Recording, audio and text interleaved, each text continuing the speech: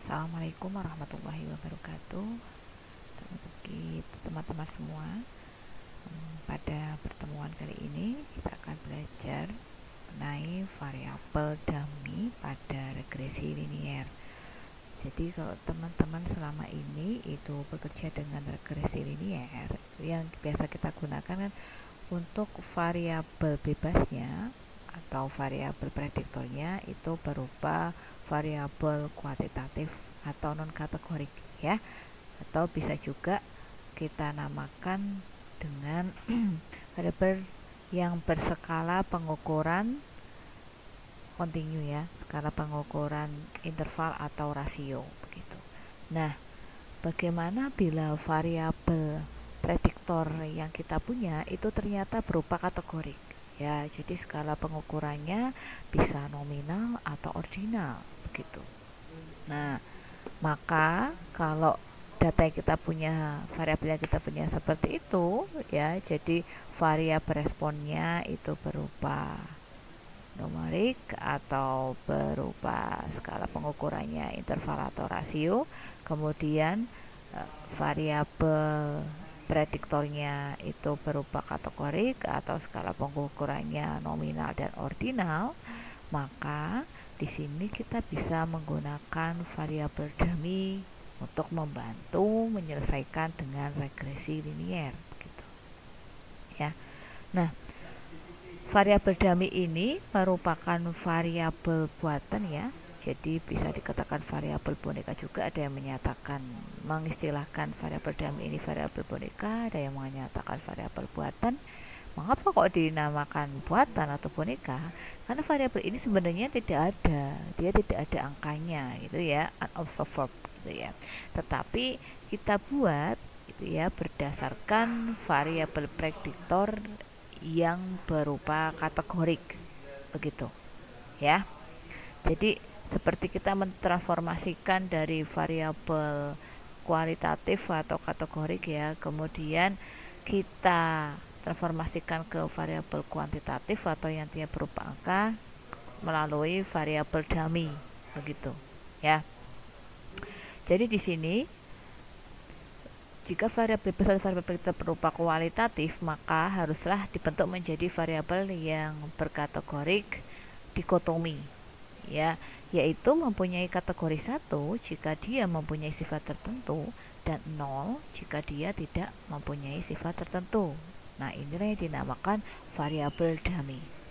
Misalkan seperti ini teman-teman, kita mempunyai variabel jenis kelamin ya. Jenis kelamin itu kan merupakan variabel kategorik ya, ada laki-laki ada perempuan kan begitu.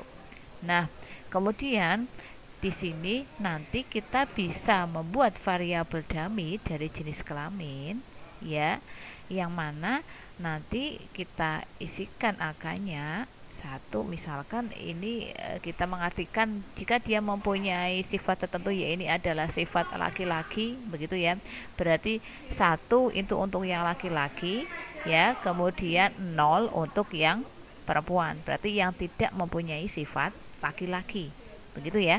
Oke, jadi baik nanti variabelnya itu kategorinya lebih dari 2, misalkan 3 atau 4 dan seterusnya gitu ya, tapi kita membuat kategori di variabel dummy-nya itu tetap 2 ya. 1 itu bila dia mempunyai sifat tertentu, kemudian 0 bila dia tidak mempunyai sifat tertentu begitu ya. Nah, kemudian banyaknya kategori atau banyaknya variabel dummy-nya ya, maksud saya banyaknya variabel dummy-nya itu berapa? Banyaknya variabel dummy-nya itu adalah K-1, di mana K itu adalah banyaknya kategori dari variabel utamanya ya. Misalkan seperti ini, variabel utamanya itu pekerjaan. Pekerjaan itu misalkan ada 4 ya, ada petani, kemudian dagang, kemudian ASN, kemudian wirausaha, misalkan seperti itu, ada 4. Nah, maka berarti variabel dummy yang kita buat itu ada 3 ya, 4 dikurangi 1 itu 3 begitu ya. Nah, nanti yang 1 yang tidak kita masukkan di analisis itu berarti dia menjadi basis ya, basisnya ya.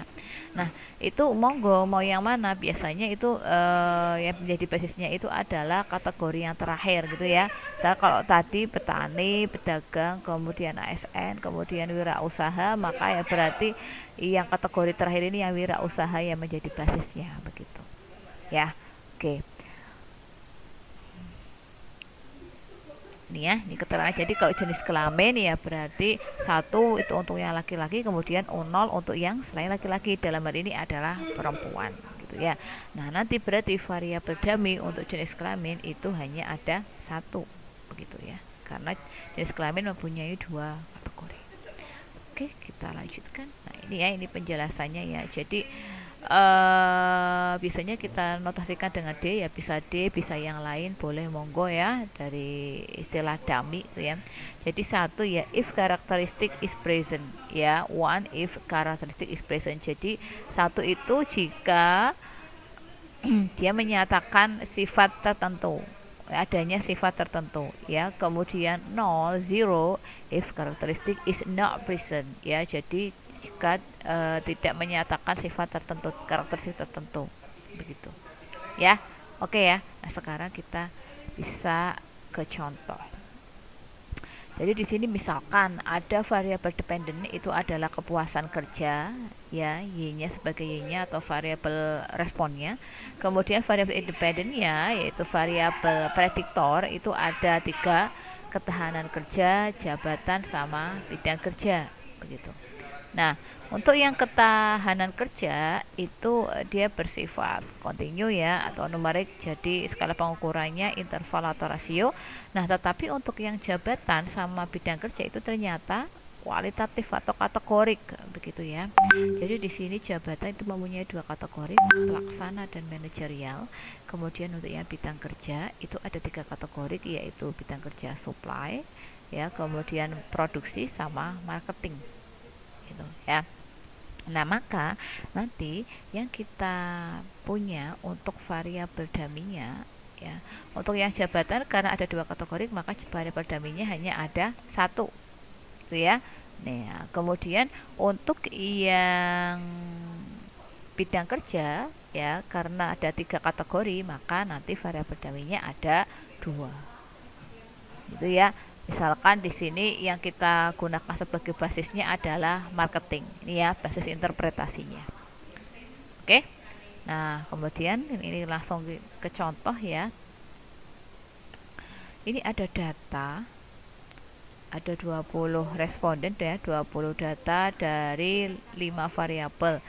Kepuasan itu variabel respon, kemudian ketahanan, manajer, supply, sama produksi itu sebagai variabel prediktor gitu ya. Nah, ini tadi kan ketahanan kan bukan kategorik ya, berarti masih tetap. Kemudian yang jabatan kerja kan ada 2 kategori ya, manajer sama pelaksana. Maka berarti di sini kita buat 1 variabel dummy, misalnya kita namai dengan manajer saja. Nah, kemudian untuk yang bidang kerja karena ada 3 kategori, berarti kita masukkan di sini 2 variabel dummy ya, yaitu supply dan produksi. Begini ya. Oke. Nah, untuk pengisian yang variabel dummy itu berarti berdasarkan tadi ada tidaknya karakteristik atau sifat tertentu tadi ya. Misalkan seperti ini, manajer gitu ya. Untuk responden 1 ternyata dia jabatannya itu pelaksana itu ya, maka berarti untuk yang manajer ya kita nolkan ya, karena dia tidak mempunyai sifat manajer gitu ya. Nah, kemudian untuk yang responden ke-11 ternyata jabatannya itu manajer, maka ya berarti pada variabel dummy manajer kita masukkan angka 1. Paham ya? Oke, kemudian untuk yang supply sama produksi sama ya, jadi analog dari yang jabatan manajer tadi. Yang supply kalau misalkan ternyata dia bidang kerjanya supply, maka ya berarti kita beri angka 1. Bila dia bidang kerjanya selain supply, produksi atau marketing, maka kita kasih angka 0 gitu ya. Nah, begitu pula pada variabel dummy produksi gitu ya. Jadi kalau dia bidang kerjanya produksi kita beri angka 1, ketika dia bidang kerjanya selain produksi, misalkan supply atau marketing, itu kita beri angka 0 begitu Oke, paham ya? Nah, selanjutnya di sini kita bisa langsung praktikkan ya dengan R software ya, Studio. Ini kalau misalkan kita lihat ya, fungsi yang kita gunakan, formula yang kita gunakan di regresi dummy ini itu sebenarnya sama seperti regresi linear ya. Jadi ini menggunakan fungsi atau formula LM ya, linear model. Ini kan sama kan? Ya, hanya saja di sini bedanya adalah kita mendefinisikan variabel dummy-nya terlebih dahulu. Ya. Jadi di sini setelah kita panggil, kita importkan datanya ya. Kemudian kita definisikan masing-masing variabelnya ya, termasuk variabel dummy-nya begitu ya. Jadi ini saya namai untuk yang X3 tadi kan apa? Bidang ya, bidang pekerjaan ya. Oke, dan pekerjaannya itu berarti ini X3 underscore 1 ya, X31 itu berarti bidang pekerjaan yang supply. Kemudian X32 itu adalah bidang pekerjaan yang produksi. Seperti itu ya. Oke, nah kemudian tinggal kita masukkan saja ke formula linear modelnya itu ya. Kemudian kita panggil summary modelnya, oke, keluarlah seperti ini ya, gitu ya teman-teman. Nah kemudian apa yang harusnya kita lakukan setelah kita memperoleh model regresinya, estimasi model regresinya gitu ya, ya maka kemudian kita lakukan uji parameter seperti biasanya ya, seperti yang kita lakukan pada analisis regresi linear sederhana maupun berganda gitu ya, gitu. Jadi ya kita lakukan uji parameter secara simultan, kemudian secara parsial gitu ya. Kemudian kita juga bisa menginterpretasikan nilai koefisien determinasinya begitu. Gitu ya. Oke.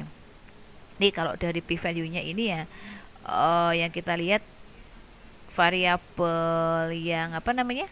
Yang berpengaruhnya yang signifikan itu ya berarti apa nih? Ini ya. X2 sama X3 1 ya. Oke, gitu. Nah, kalau ini pengolahan datanya dengan SPSS ya teman-teman ya. Jadi sama ya seperti kita menggunakan regresi linear. Jadi ya, apakah analyze kemudian pilih yang regression kemudian yang linear ya. Sudah dimasukkan aja variabel dependen sama independennya. Ya.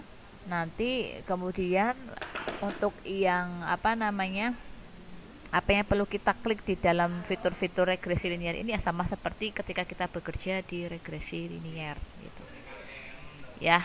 Oke, nah ini kan ya sama kan seperti biasa. Oke, nah outputnya akan seperti ini. Nah ini teman-teman untuk menginterpretasikannya bagaimana. Jadi begini, ini bila diasumsikan uji parameternya baik secara simultan maupun secara parsial itu ternyata signifikan semua ya. Jadi kita mengasumsikan semua parameternya ini signifikan semua gitu ya. Nah maka berarti model regresi yang dapat kita bentuk itu adalah ini teman-teman ya. Jadi kan berarti Y beta 0 nya kan 5,022, kemudian beta 1 nya 0,011, beta 2 nya 3,281, kemudian di sini beta 3-nya negatif 1,405, kemudian beta 4-nya negatif 0,561 ya, gitu. Dan dikalikan dengan variabel yang sudah kita definisikan begitu. Ya, sekarang misalkan begini, kita menginterpretasikan dari modelnya ya. Misalkan jika ditanya berapakah kepuasan pekerja pada jabatan pelaksana dalam bidang supply jika ketahanan mereka skornya 2. Oke, maka kita bisa langsung masukkan Y sama dengan beta 0 nya 5,022 ya. Kemudian ketahanannya dengan nilainya skornya 2. Kemudian berarti ditambah 0,011 kali 2 ditambah 3,281. Dia jabatannya apa nih? Pelaksana ya. Berarti yang manajer itu dinolkan, dikali 0 gitu ya. Oke, kemudian dikurangi 1,405 supply, dia dalam bidangnya supply berarti dikali 1 ya. Kemudian dikurangi 0,561 kali 0 ya, karena produksi itu bukan bidangnya itu adalah supply gitu. Oke. Nah, kemudian tinggal dihitung aja. Oh, ternyata diperoleh 3,64 gitu. Ya. Nah, maka ya berarti ini prediksi atau besar ke apa namanya Y tadi itu apa? Yaitu adalah tadi kepuasan ya. Berarti nilai kepuasannya itu sebesar 3,64 ya, dan seterusnya. Itu ya, teman-teman ya. Jadi kalau udah jabatannya manajer ya dikali 1, kalau misalkan dia jabatannya pelaksana ya kali 0. Kalau dia bidang kerjanya supply ya dikali 1 ya, kalau selain supply berarti kali 0 gitu ya. Kalau di dalam produksi ini misalkan ya dia bidangnya itu produksi ya kali 1, selain produksi ya berarti kali 0. Kalau misalkan ditanya ternyata bidangnya itu adalah marketing ya, yang menjadi basis interpretasinya tadi ya, maka ya berarti pada variabel dummy supply sama produksi itu dikali 0 semua. Itu ya teman-teman. Oke, itu saja dari saya. Terima kasih. Assalamualaikum warahmatullahi wabarakatuh.